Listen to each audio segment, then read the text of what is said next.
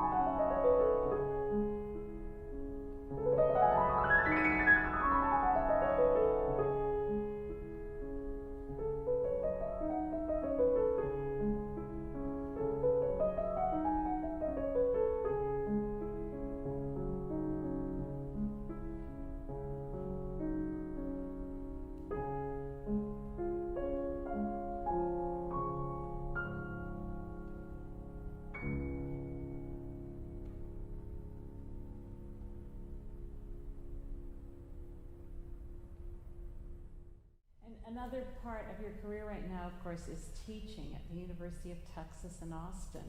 And so you work with a lot of graduate students and undergraduates as well, and you've seen many of them begin very successful careers. I wonder if you have any advice that you'd like to share with some of the pianists, young pianists who are in our audience tonight, in terms of making that transition from being students to young professionals. I'd like to say that it's a whole lot more difficult now than when we were students to do that. But at the same time, I think there are so many different options and paths that you can follow. And I think the point is just to understand that if you do choose to make, say, just playing the piano your life, that you have to keep your options open to be able to do many different things. And I think if you decide to do that, you can make, I think if anybody asks me what I would like to see my students do when they graduate, my answer would always be that I hope they have a really interesting life in music. It's because I don't think one can ever say, one can hope that a person makes a successful career as a performer, but as we all know, even if you win a major competition, it's barely the beginning, because then you have to make the career following the engagements you get. You have to work very hard to apply for a college teaching position. Some of my other students, for example, find out, much to their surprise when they're in school, that they have a real gift for working with young students. So that'll be their path. They might, set up shop in a metropolitan area, or even in a smaller, and make a real difference in the community, working with young people. Some people do a combination. Others are gifted collaboratively. They discover that they're good with singers. They get jobs at a major opera company, or a combination of all of the above, and they make interesting lives for themselves. But you have to be open to that and not be set on just one path. I think that's a very important thing to think about. Thank you. So we're all eager to hear you play a little bit, and I know that you've been sitting at the back of the hall. And my colleagues are sitting in the front row. Sitting in the back of the hall instead of the front hall. Yes, you've got the jury in the front row as well. Oh my. But we are all really looking forward to hearing you play. So tell us what you've decided to play for us today. I would like to play a piece that I like, that is really fun. It's an early piece by the Spanish composer Enrique Granados, and it's called Allegro di Concierto, Concert Allegro. And it's just, it's lots of fun. That's all I have to say. All right. Well, we look forward to hearing you. Thank you, Ken.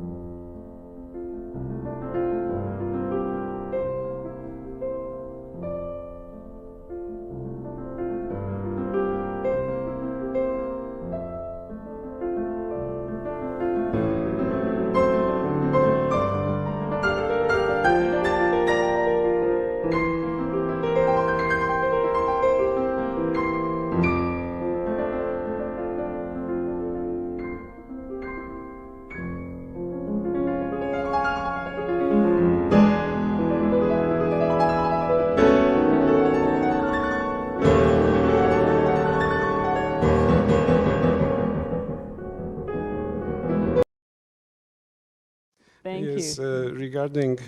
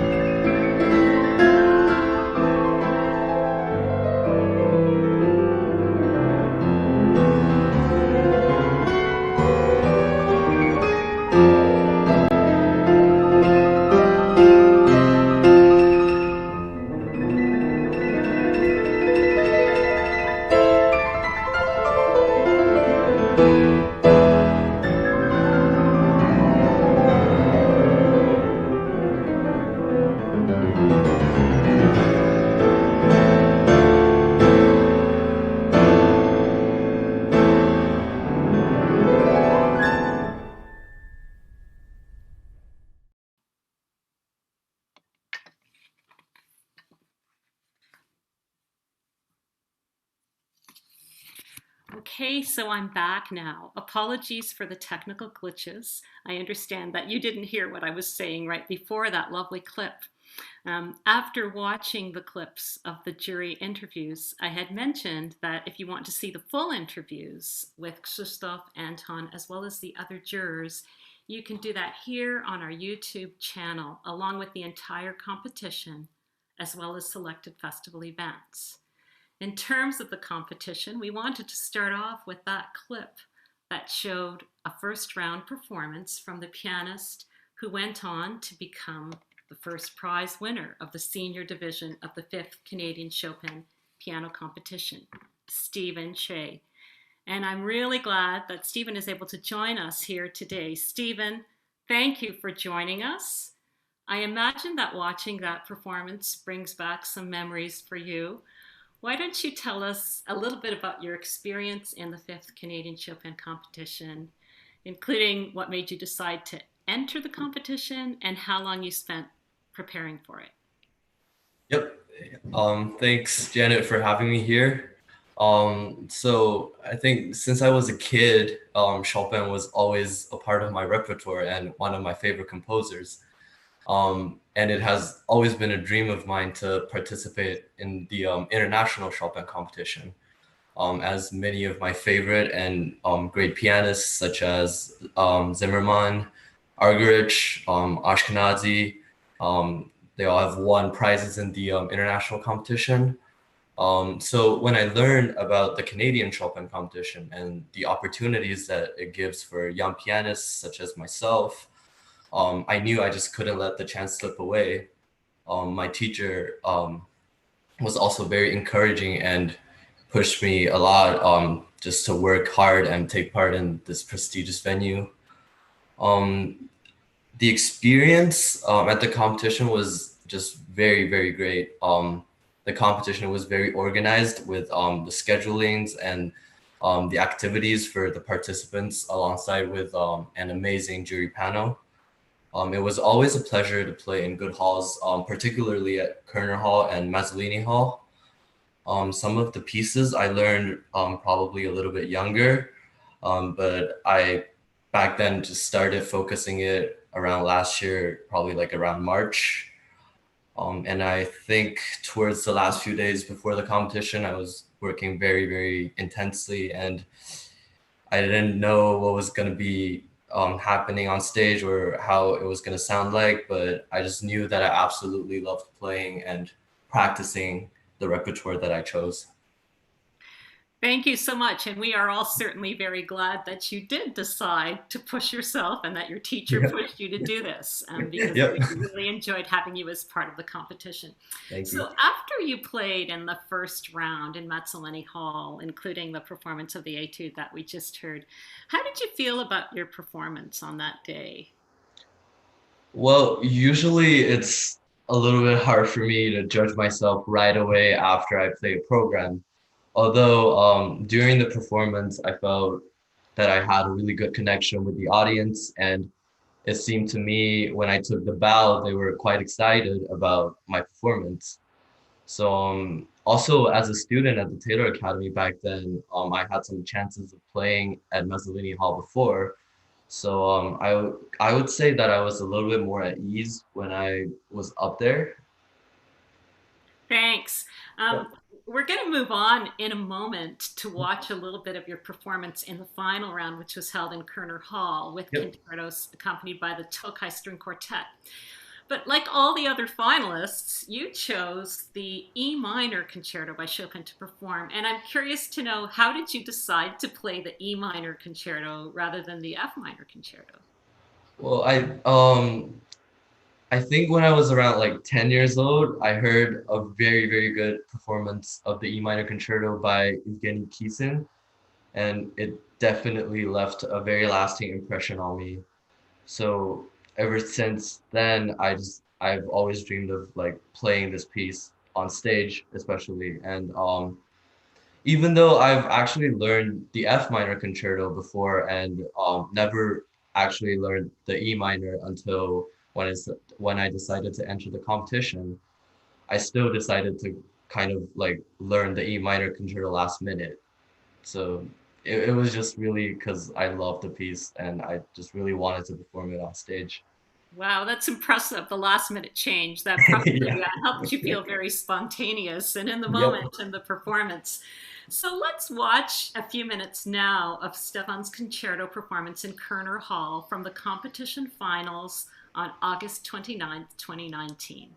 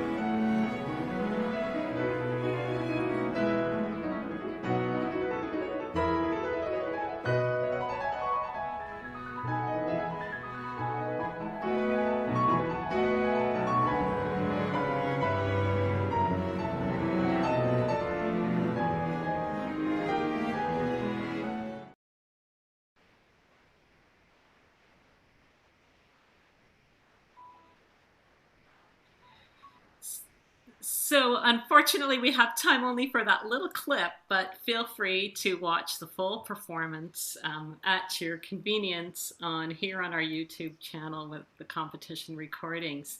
I do want to ask you, Stephan, if you can remember any of your feelings during that performance before, during, and after playing that concerto in Kerner Hall last year in the competition finals.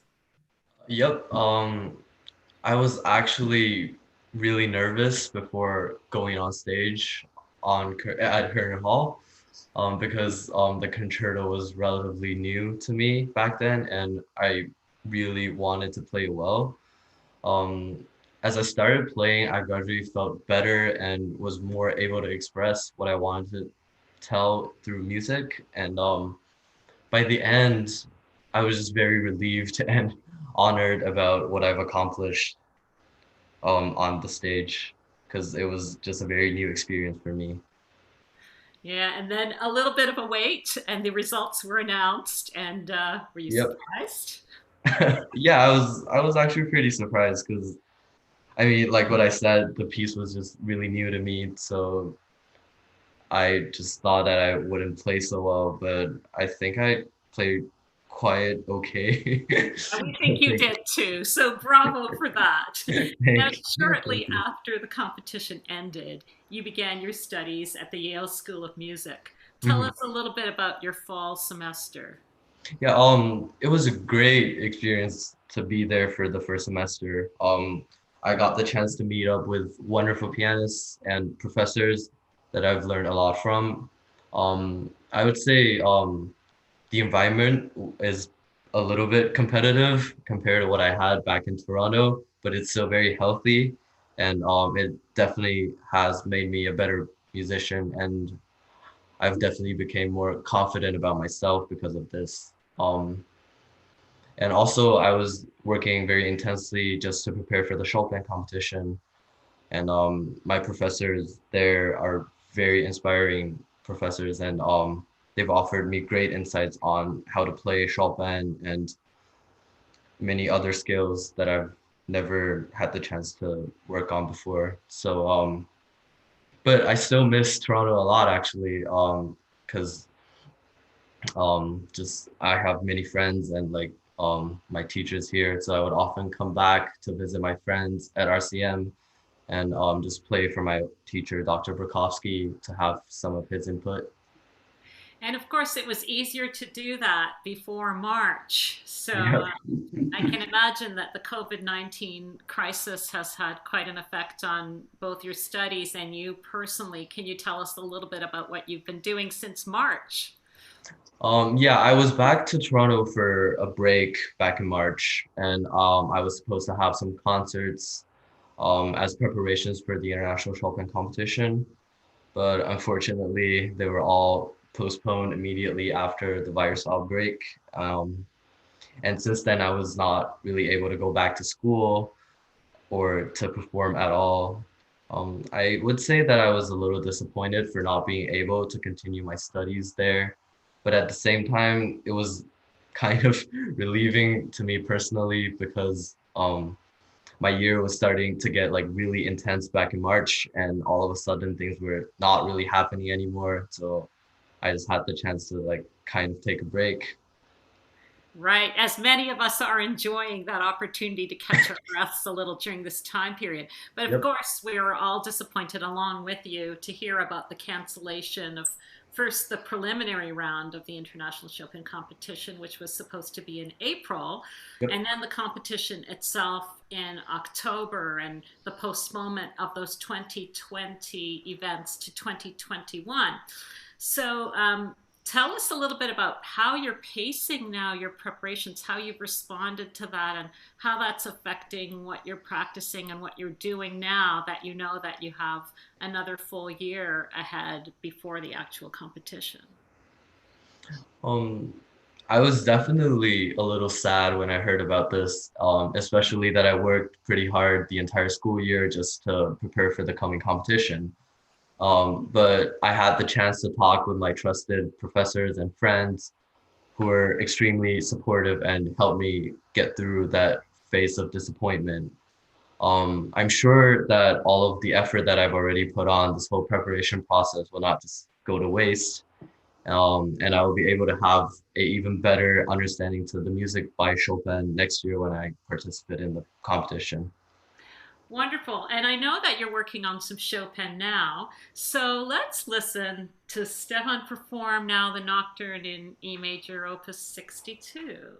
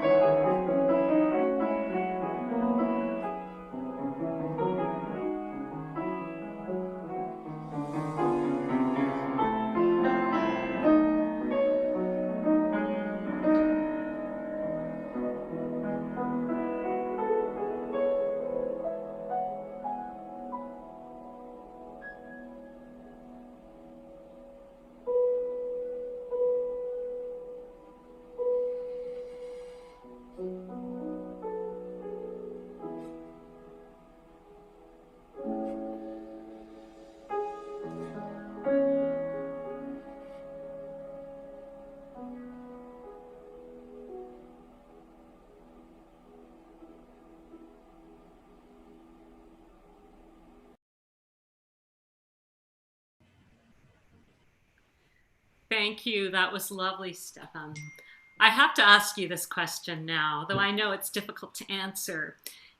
Do you have a favorite piece by Chopin, or what is your current favorite piece? And while you're thinking about the answer to that, I'd like to invite any of you who are online watching this, that if you have any questions that you'd like to ask Stephan, to feel free to type them into the chat, as we have a few minutes now for a little bit of an open dialogue with any of you who wish to participate. So, do you have a current favorite piece by Chopin? This is really a hard question. I would say some of my all-time favorites would be probably his Barcarolle, Polonaise Fantasy for sure, the Third Sonata, and the few nocturnes that I absolutely adored. That's great. Of course, I think our favorite piece by Chopin is the one that we're playing at any moment. Yep. Now, we do have a question from one of our audience members, Anne, who says, now that you have prepared both concertos, both the E minor and the F minor, which one are you planning to play in Warsaw? I think I'm still gonna be playing the E minor concerto. Because I I just feel like I connect with it more, or like better than the F minor for some reason. And I know probably like everyone's gonna be playing the E minor concerto, but still, like I just think that I would just pick that. That sounds good. Are you currently working on any music, on any other music other than Chopin? Yeah, actually, well, back in June, I've learned Rachmaninoff Third Piano Concerto, just to kind of expand my repertoire. And but now for these past few weeks, actually, I'm gradually looking into repertoire by Chopin again, and I'm very happy that I still feel very connected with all the pieces. That's great. So I suppose it's too early to know if and when you'll be able to go back to Yale. So are you expecting to be in Toronto for the next little while? Yes, I think at least for this year, I'm just gonna be staying in Toronto. That's great. So you'll have, we hope that we'll have the opportunity to be able to host some live events for you as soon as social gatherings become easier to manage and Yeah. possible to do in a safe environment.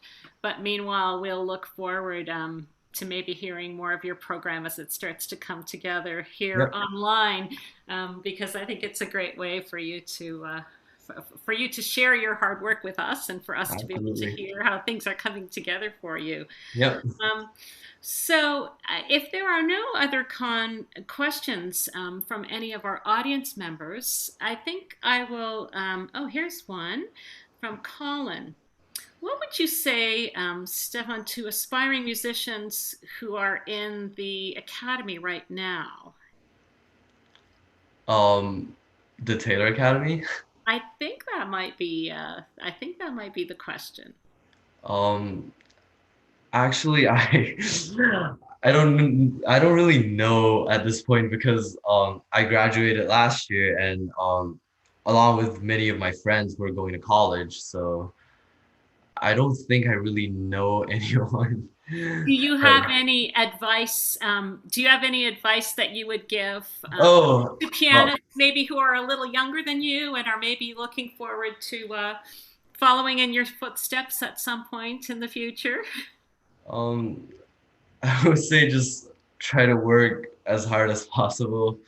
And I mean, the Taylor Academy, it has an wonderful environment, and I would definitely suggest young pianists just to try to play for each other more and try to learn from not just the pianists but also other instrument players like the string players, and just to have more like collaborations, and I think that helps a lot.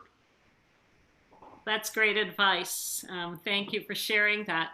So thank you very much for taking the time to join Thank us you. today, Stefan, and we wish you all the best for the exciting year ahead as Thank you you. prepare for the international competition in Warsaw. We look forward to following you with your preparations and maybe Thank some you. sneak previews of your competition repertoire as the dates draw nearer. And thank you also to all our Chopin Society members and everyone else who joined us today. We are planning to have monthly events to highlight our competition winners as they prepare for the 2021 international competition. And so please be sure to check our Facebook page for updates on both virtual and live events of the Canadian Chopin Society in the months ahead. And cheers and best wishes to all of you from all of us, and we look forward to seeing you again soon. So long.